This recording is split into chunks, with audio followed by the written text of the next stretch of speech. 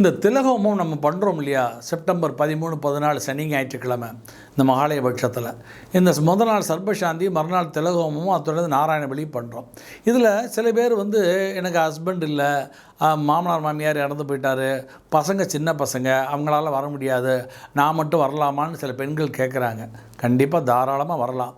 நீங்களும் என்ன பண்ணால் நேரடியாக வாங்க, உங்களுக்கு பதிலாக நாங்கள் அந்த பூஜையை பண்ணுறோம்.